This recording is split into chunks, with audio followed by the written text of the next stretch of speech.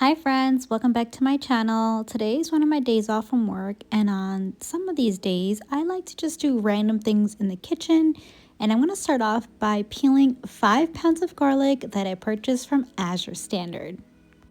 Because this was taking forever, I tried this hack where you put some cloves in a jar, you shake it up, and it's supposed to kind of like peel itself, although this was not working.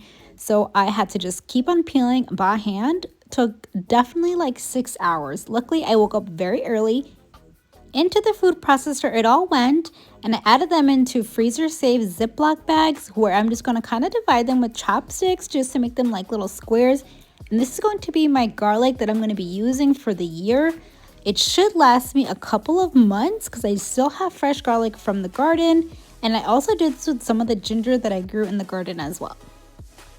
I highly recommend, if you have the time and patience, do this because it tastes way better than the store-bought. Next up, we're going to be dehydrating some corn and broccoli that I purchased from Aldi. I have 2 bags of corn and I have 4 bags of broccoli.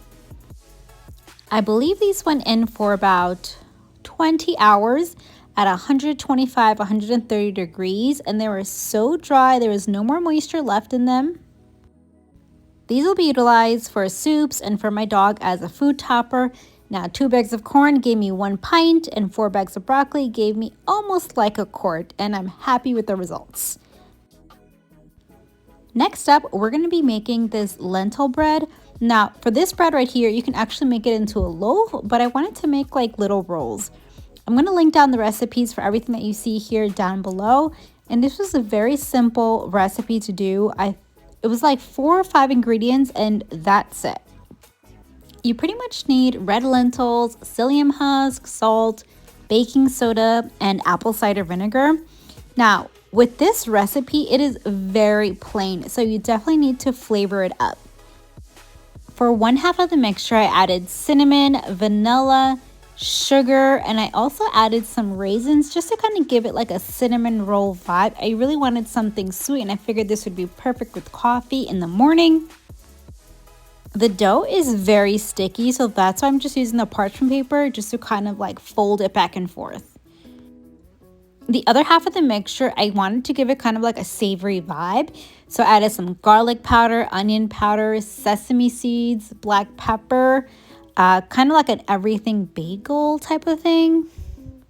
They did, however, bake perfectly. They are so soft. So here I am opening up the everything bagel type, and as you can see, the inside is just nice and squishy. However, I just couldn't get over the lentil bread taste even after seasoning it.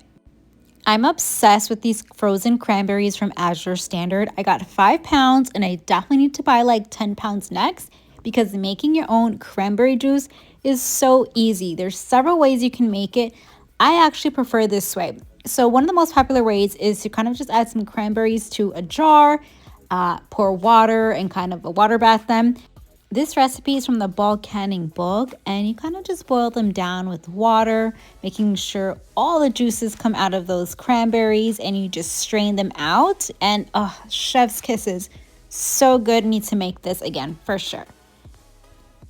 Now, because I do live a plant-based lifestyle, I like to make a lot of my homemade either cheeses, sour creams.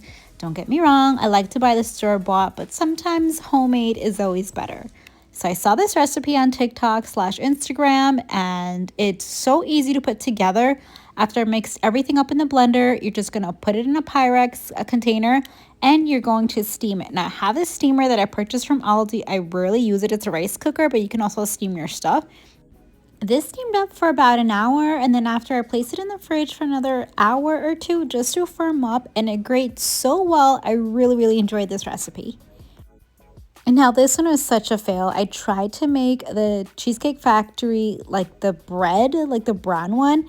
Horrible. Didn't rise. I think my yeast was bad, so that's a fail, but I wanted to show it anyways. I love butternut squash soup, and I added this to a pan with some other veggies. Now, these butternut squash were from the garden. They're, I believe, called honey nut butternut. Honey nut butternut. Wow, why does that sound so weird? But these are nice and sweet. You can have them for dessert. You can have them in soup. And this isn't a specific recipe. I just throw everything together and just call it a day, but it's always so good. And yeah. If you guys enjoyed this video, don't forget to give a like down below and subscribe if you're not subscribed. Thank you so much for watching, and I'll talk to you guys later. Bye!